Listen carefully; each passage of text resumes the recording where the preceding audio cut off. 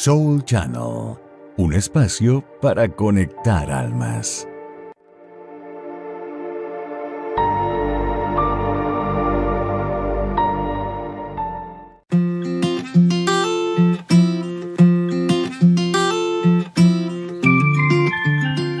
Hola, esto es Triumph Live a través de Soul Channel.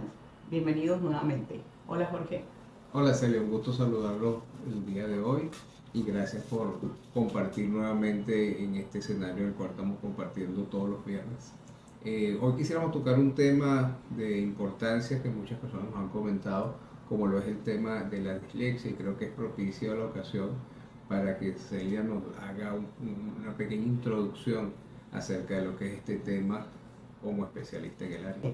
Lo primero que quiero aclarar es que cuando nosotros tenemos un chico en un salón de clase o nuestro hijo, que él tiene un coeficiente intelectual normal, pero que su rendimiento está muy por debajo de lo esperado, muy por debajo de cómo se comportan sus pares, podemos estar hablando de que este niño tiene una dificultad de aprendizaje. Y esto es lo que es la dislexia, una dificultad específica de aprendizaje con incidencia en la lectoescritura. ¿Ok? Estos niños les cuesta mucho lograr la automatización de la lectura y tienen muchísima incidencia en la escritura. ¿Cómo lo has vivido tú con tu experiencia como disléxico? Bueno, yo te quería comentar que va a sonar quizás trillado, pero yo siempre he dicho que si yo tuviera que volver a nacer y me tocara decidir entre ser disléxico y no ser disléxico, yo escogería ser disléxico. Sin duda que la experiencia dentro de la estructura de vida de un disléxico puede ser fuerte al principio, puede ser dura, puedes sentirte incómodo, puedes ver cómo otros avanzan y tú quizás no avanzas dentro del proceso de escritura. Es como el ejemplo que he puesto en muchas ocasiones de una escalera donde todos los niños suben corriendo y tú vas subiendo más lento, poco a poco, en el proceso de aprendizaje, pero que al final puedes llegar a subir la escalera completa. Y no solo esa escalera, puedes lograr subir muchas escaleras. Pero lo importante ahí es el apoyo, pienso yo, que pueda tener el niño a través de sus padres, sus representantes o sus docentes, los maestros, para que pueda ese proceso de tristeza o de burla que puede existir dentro de sus compañeros no le afecte. Muchas veces existen dos cosas paralelas. Una puede ser el proceso de aprendizaje y otra puede ser el bullying o toda la actividad de burla que pueda existir en el proceso que pueda tener el niño. Si unimos las dos, quizás a veces el proceso de burla es peor, porque ese es el que te baja la autoestima y es el que hace que te frenes y sientas que no tienes capacidad, no solo en la parte de estudio, sino en cualquier otra actividad. Sí, este es un tema, la parte emocional es muy importante en estos niños, más no es lo que produce la dificultad de aprendizaje. Eso es uno de los puntos que descartamos cuando estamos haciendo una evaluación, que no haya ningún problema emocional, que no haya ningún problema visual, que no haya ningún problema auditivo, que no haya ningún problema de coeficiente o discapacidad intelectual. ¿Ok? Una vez que se descarta todo esto, inclusive hay cosas que son evidentes, que no hay que recurrir a gran cosa para descartarlas, entonces es cuando hablamos de una dislexia, y sobre todo porque los síntomas que empieza a presentar el niño se mantienen en un periodo de 6 meses, en un periodo largo, no mejoran en ese periodo. ¿Ok? ¿Cuál es la principal dificultad que están presentando estos niños? Nuestro sistema de aprendizaje, como aprendimos todos y como se sigue aprendiendo, está basado precisamente en la lectoescritura, que es la dificultad que tienen estos niños. ¿Ok? Ellos no tienen ningún problema en su coeficiente intelectual, no tienen ningún problema en su comprensión, pero cuando se enfrentan al sistema de aprendizaje que tenemos en nuestras escuelas, pues precisamente ahí se les viene la gran problemática y la falla y los recurrentes fracasos. De hecho, observamos niños con una buena comprensión, pero el principal problema es que nuestra forma de enseñanza es basándose en la lectoescritura. Si ellos tienen dificultad para lograr estas tareas, pues bueno, comienzan entonces a tener recurrentes fracasos. La dislexia se origina en el neurodesarrollo. La conciencia fonológica de la persona está afectada y con esto la decodificación de las palabras. Esta conciencia fonológica tiene que ver principalmente con la pobre discriminación de los sonidos que son muy semejantes, ellos no logran discriminarlos, diferenciarlos. Y aquí comienzan las confusiones y todo esto pues se lleva a las palabras, se lleva a la escritura y comienzan los grandes problemas de nuestros chicos. Cuando dices, es decir, que aparentemente por lo que me estás planteando es un problema de captación del sonido más que de las palabras, así que por captar el sonido diferente, eso te da algún tipo de dificultad para las letras, para el sonido de las letras. Sí, precisamente. Por ejemplo, ama y ala. Entonces ellos no logran discriminar esa diferencia entre la M y la L. Y entonces ahí comienza la confusión, porque no sé si yo te digo D o B, pues no logro hacer la diferencia, el proceso que se hace cerebralmente para captar esa diferencia, a ellos se les dificulta. ¿Ok? Y entonces, pues, por supuesto, ¿cuántas veces no consigo yo una L y una M en una palabra, o una P y una D en una palabra? Imagínate todas las veces que se me va a presentar esa dificultad o ese desconocimiento. Claro, una M, una L, por poner un ejemplo de cualquiera de las letras que la persona... Sí, no es que ellos van a confundir, por lo general son como sonidos más similares, P, D, o sea, todos esos sonidos que son similares se les comienzan a dificultar. Claro. ¿Ok? Por supuesto, entonces, cada vez que yo voy a decodificar o voy a ver una palabra, no logro distinguir las diferentes letras que veo en esta. La conversación, lo que quiero principalmente que los papás se lleven o los maestros se lleven es aquellos detalles, aquellas características que tienen los niños disléxicos para que lo puedan percibir en casa y le puedan dar una atención temprana a lo que está ocurriendo.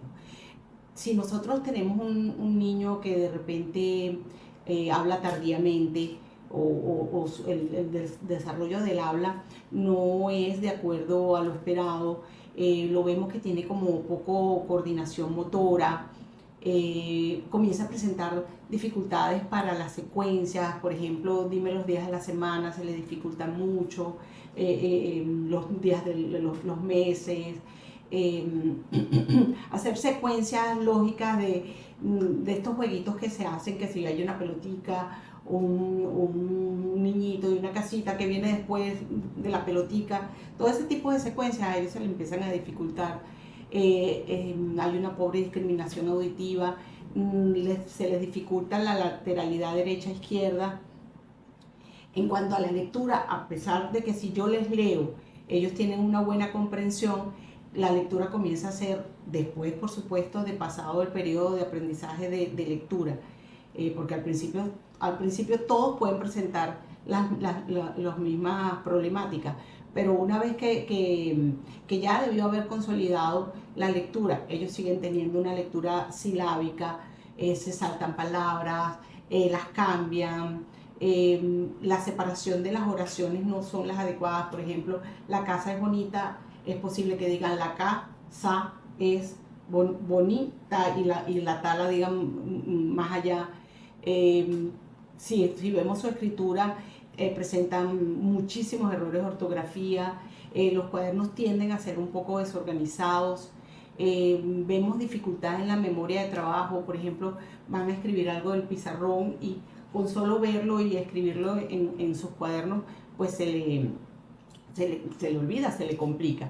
También vemos un poquito de problemas de atención precisamente por esto, porque ellos tienen como que prestar una mayor atención, o sea, tienen que estar como pendientes en muchísimos más detalles, se cansan, se agotan. Entonces vemos niños distraídos, niños que no están prestando atención en clase, pero es porque a lo mejor o ya tienen agotamiento o porque es que no logran lo que se está, la exigencia que tiene el grado. Una pregunta, Celia, ¿existe alguna edad específica en la que un padre pudiera darse cuenta de ese proceso? Porque puede ser normal que un niño en algún momento lea así, la casa, porque está en un proceso de aprendizaje y quizás todos los niños puedan leer así en algún momento. Pero ¿cómo puedes uno como observar esa diferencia entre un niño que tiene un proceso de una persona sin dificultad de aprendizaje y un niño que sí? Sí, es lógico que cuando los niños están comenzando a leer presenten todas las mismas características: la lectura silabeante, mala separación, confusión de letras. Mientras, o sea, desde que inicia ese proceso es muy normal. Por eso no podemos hablar de una dislexia a los 5 años, cuando a lo mejor en el colegio comienza la lectura. Esta la podemos dar un criterio de dislexia aproximadamente a los 8 años.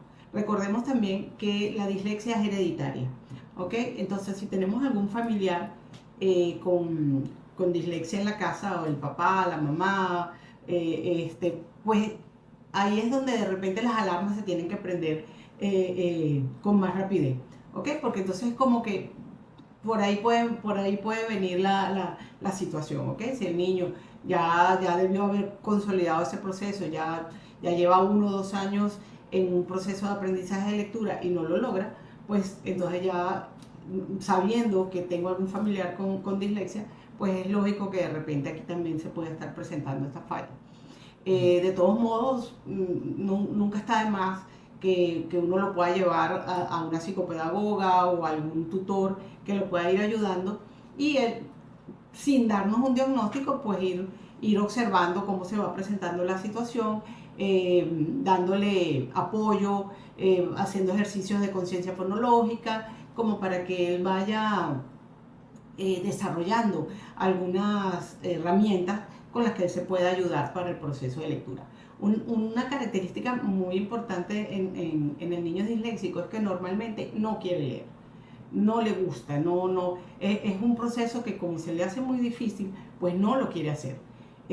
Así lo hagas con juegos, así lo trates de hacer de forma divertida, el niño, por supuesto, él no está en la capacidad de decirte no puedo hacerlo, y entonces lo que te dice es no quiero. Te muestra una clara evidencia de que no le gusta leer. Eso, bueno, es una de las principales características que podemos observar en el niño disléxico. Quisiera yo, Jorge, que tú nos contaras un poquito cómo lo viviste tú, cómo se dieron cuenta en tu casa de esta situación de dislexia. Sí, me da un poco de risa cuando tú dices que una de las características es esa de no querer leer, porque realmente en mí fue la principal característica. Yo busqué todas las medidas y todas las alternativas posibles para no leer en público, ¿no? Y normalmente en el salón de clase, cuando había que leer, yo decía que se me cayeron los lentes o que no podía por alguna otra razón, y estaba muy atento a cuando terminara la lectura ser el primero en intervenir y poder opinar acerca de la lectura que se estaba haciendo, pero no leer. Hasta bueno, un día ya la maestra, gracias a Dios, se dio cuenta. Digo gracias a Dios porque me parece que para ese momento era un excelente profesional que se pudiera dar cuenta de que había algo, y pidió que todos mis compañeros fueran al patio, y cuando yo iba a salir mejor, ven acá, por favor siéntate aquí y léeme esto. Si no tienes los lentes no importa, léelo como puedas. Y bueno, yo pues me sentí descubierto porque ya me había retirado de un colegio antes de ingresar con esta maestra por ese mismo problema. Es importante mencionar, en base a mi experiencia, que el niño no tiene facilidad para resolver los conflictos. Entonces eso se convierte en un conflicto muy grande, porque él ve que todo su entorno lee perfecto o lee bastante bien y él no. Entonces se logra identificar con los que no avanzan o con los que son más traviesos, o incluso por algún momento de molestia consigo mismo se convierte en una persona indisciplinada en el salón de clase, pero no es que el niño lo es, sino que él no sabe cómo tener resolución de conflicto ante ese tema que está viviendo. Sí, eso lo dijiste al principio de tu intervención, que la parte emocional, eso que acabas de decir, el niño se convierte en un disruptor, el niño rebelde, ira, bravo, molesto, porque empieza a afectar la parte emocional. Y entonces en el tratamiento de un niño disléxico, la parte educativa es tan importante como, o mejor dicho, la parte emocional es tan importante como la parte educativa. Darle refuerzo a él de autoestima y de solucionar los conflictos, toda esa parte para que él se pueda como que sentir más tranquilo y más seguro. Sí, sí. De por sí, una de las razones que a mí me motiva a escribir el libro o la historia de Gabriel, un niño disléxico, es eso, es sentir que es importante que los padres entiendan lo que puede estar viviendo el hijo, porque aunque tú ahorita nos comentabas que es un tema hereditario, muchas veces el padre o la madre, que son las que transmiten ese gen al hijo, no saben que son disléxicos, entonces no saben cómo atender el problema, porque muchas personas son disléxicas y nunca se han enterado que lo son. Si sienten que tienen alguna diferencia, pero el cerebro muy astuto, o de una forma muy astuta, logra que tú superes esa condición y tú avances y sigues dando tus actividades normales, pero detectas rápidamente en el niño ese problema, pero no sabes cómo asesorarlo para que él avance. Y por ese tema es que es muy importante cuando uno vive ese proceso pedir ayuda a quien uno considere que tenga las herramientas para hacerlo. Por eso la motivación para escribir el libro fue dar como una herramienta, como dar algo que le pueda dar fuerza a un padre de entender. Primero, no soy el único caso en el mundo, ya esto lo ha vivido muchas personas. Segundo, siempre ha sido un tabú todos los problemas que pueden ser problemas de educación, de formación, muchas veces nosotros los tendemos a ver como un tabú y no tenemos por qué verlo como un tabú, porque en una sociedad, y también lo he dicho muchas veces, como una mano que tiene 5 dedos y cada dedo tiene una función. Dentro de un proceso de sociedad todos tenemos diferentes características y debemos ser felices con las características que tenemos y entender las diferencias que tienen los demás. Por eso yo arranco en el libro, en el capítulo 3 precisamente, que se llama Las recomendaciones de Celia, con una frase que dice la primera recomendación: con amor todo se puede, porque el niño en ese momento lo único que es como lo principal que le va a dar un avance a él es sentir amor, es sentir que su familia está con él, que el que está a su lado lo entiende, lo apoya, ve que hay una dificultad, pero que esa dificultad no lo va a agotar, y esas son como las primeras estructuras de cómo resolver un conflicto en su vida. Después el disléxico se va a convertir en un experto resolviendo conflictos, pero sí tiene que haber alguien, como todo, igual cuando nosotros empezamos a un trabajo o empezamos en procesos de estudios o en un deporte, siempre hay alguien que es el que te da las primeras nociones de cómo hacerlo. Sí, el niño, o sea, esta dificultad, debemos darnos cuenta de que hay infinidad de dificultades cuando yo estoy en el colegio, y sería de gran ayuda que conociéramos a cada uno de nuestros hijos o a cada uno de nuestros alumnos y nos diéramos cuenta cuáles son las debilidades y cuáles son las fortalezas. ¿Ok? De repente un niño disléxico no sabe leer o no ha consolidado ese proceso, pero dibuja maravillosamente bien. Entonces, ¿por qué no resaltar lo que este niño disléxico me hace maravillosamente, y dejamos que el niño que no es disléxico pues sea el encargado de leer? Vamos a suponer que hay que hacer una presentación o algo. Bueno, el no disléxico lee y el disléxico puede hacerle un dibujo o hacerle una representación de lo que él está escuchando, porque ahí no va a tener problema, él no va a tener problema en comprender, suponiendo que él sepa dibujar y que el otro sepa leer. Entonces, y así pasa igual en la casa. Pues vamos a saber en qué cada uno de nosotros es mejor, o en qué cada uno de nosotros pues se desempeña de mejor manera. Entonces, dejar que esas actividades las haga cada quien de acuerdo a sus cualidades, de acuerdo a cómo se sienta bien. Ojo, no es que no se pueda aprender la otra actividad, no, hay que seguirla reforzando, hay que seguir buscando las herramientas para que todo el mundo logre hacer todo, pero podemos resaltar las características buenas de cada niño en un salón de clase o en la casa. Claro. ¿Ok? Bueno, fíjate que rescatando esas dos cosas que tú dices,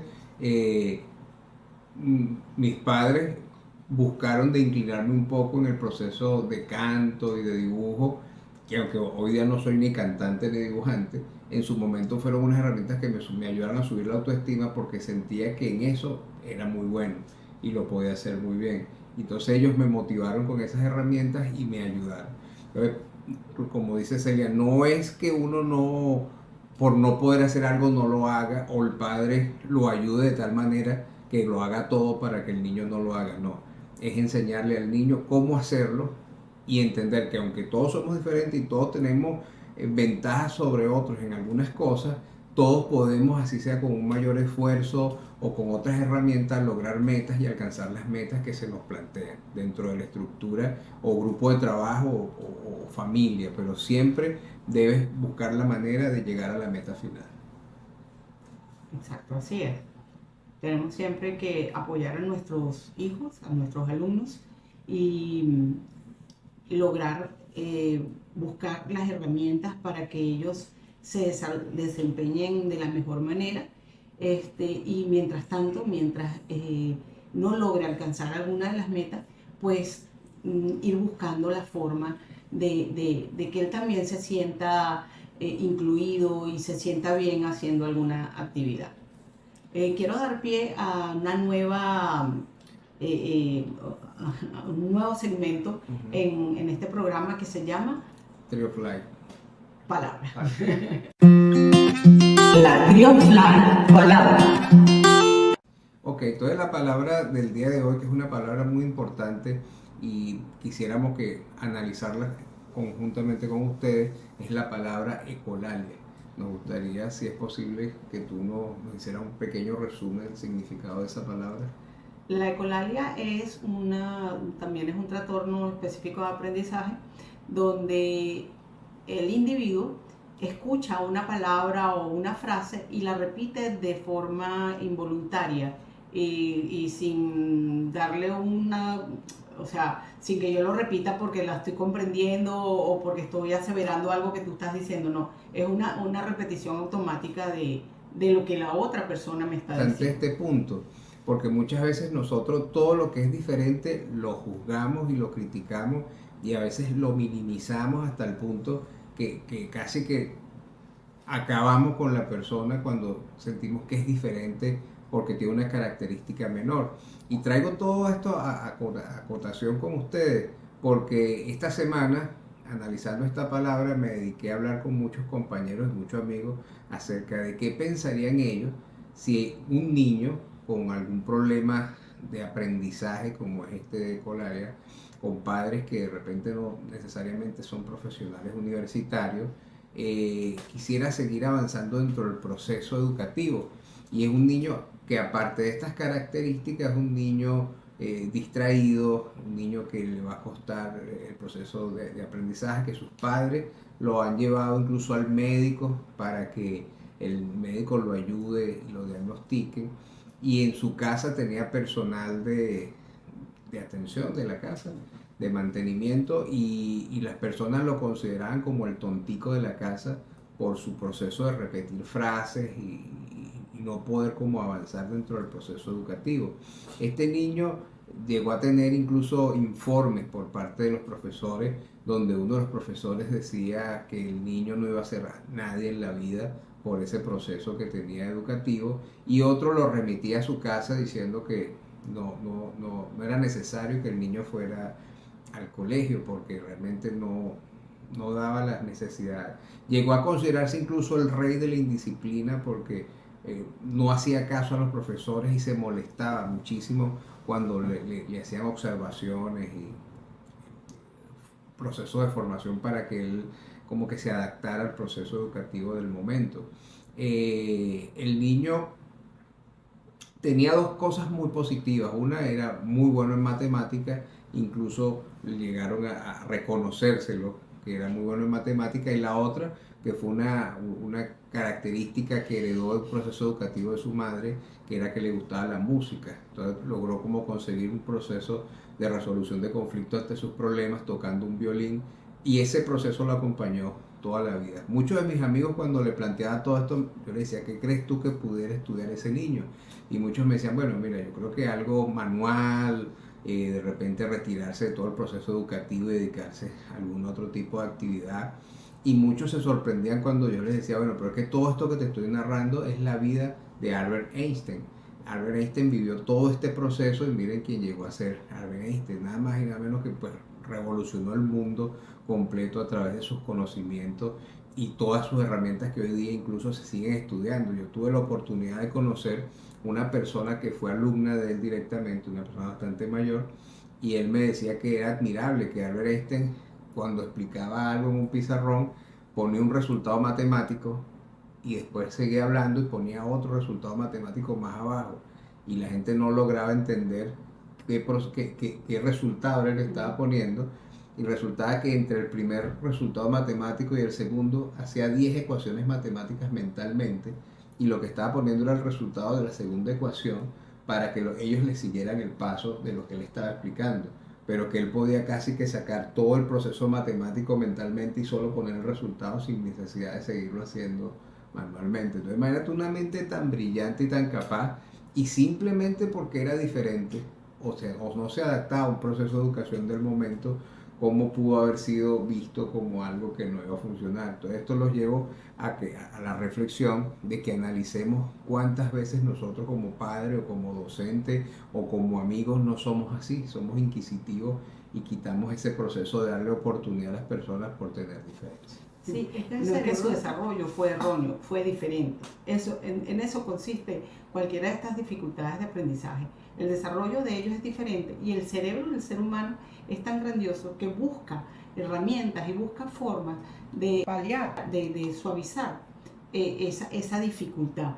Y por supuesto compensa y desarrolla otras herramientas que lo hacen también, que son muy valiosos. ¿Ok? Entonces, no es que vamos a tener una persona limitada, sino que vamos a tener una persona con otras capacidades y que tiene el futuro garantizado, un buen futuro garantizado, desarrollando simplemente las habilidades que posee. Bueno, y ahora vamos a seguir con nuestro próximo segmento, que es Tree of Life Tips. Muchas gracias. Tree of Life Tips. Y con esto damos inicio al segundo segmento de Tree of Life, que se denomina Tree of Life Tips. En este segmento nosotros queremos dar algunas ideas que puedan ser de muchísima utilidad para ayudar a nuestro niño disléxico. En este caso vamos a tratar las actividades extracurriculares. Como ya hemos dicho, el niño disléxico siente frecuentemente que el ambiente escolar es un ambiente hostil para él, ¿ok? Se siente que fracasa en múltiples ocasiones, que no logra las cosas, que no va de acuerdo a sus compañeros, y ellos se dan cuenta de todo esto. Y por supuesto todo esto va mermando su autoestima. Por eso yo recomiendo que busquemos cuáles son esas cualidades que tienen nuestros hijos, que ellos puedan desarrollar ampliamente. Y me gusta muchísimo recomendar una actividad extracurricular. Por ejemplo, si nuestro hijo es cantante o le gusta cantar, si nuestro hijo le gusta bailar, si le gusta el fútbol, si le gusta el karate, cualquier actividad. Meterlos en estas actividades y hacerles resaltar lo bien que lo hacen, que ellos se sientan que pueden lograr la talla en alguna actividad, sobre todo en una actividad fuera del ambiente escolar, donde ya es conocido por ser el disruptor o por el que no sabe leer o por el niño que fracasa. Aquí, en este ambiente donde va a tener nuevos amigos, nuevos compañeritos, gente que le reconozca lo bien que lo hace, esto va a ayudarlo muchísimo a beneficiar o beneficia muchísimo su autoestima. Entonces, por eso, buscar siempre qué cualidades son las positivas para resaltárselas y hacérselas saber, hacerles saber qué bien haces esto, qué bien haces aquello, y buscar estos espacios donde ellos puedan desempeñarse sin esa sensación de fracaso, sin esa sensación de que no lo voy a lograr, y animarlos a que lo hagan. Si de repente, si vienen con una autoestima un poquito golpeada, a lo mejor no me voy a atrever, a animarlos. Si tú lo sabes hacer, practicar con ellos en casa para que se sientan seguros, y acompañarlos en este proceso de esta actividad extracurricular. Si uno los va a ver en un teatro bailando, o si uno los va a ver en el partido de fútbol, animarlos y darles esa confianza de que lo están haciendo muy bien. Y para finalizar, un pensamiento, ya que tú nos hablaste de Albert Einstein, un pensamiento que me parece que viene muy apropiado a todo lo que hemos conversado hoy. Este sería: estoy agradecido por todos los que me dijeron no, es gracias a ellos que estoy siendo yo mismo. Invitemos a nuestros niños a que sean ellos mismos, resaltando sus cualidades y simplemente dándole soporte a sus debilidades para que las puedan desarrollar. Gracias, nos vemos el próximo viernes.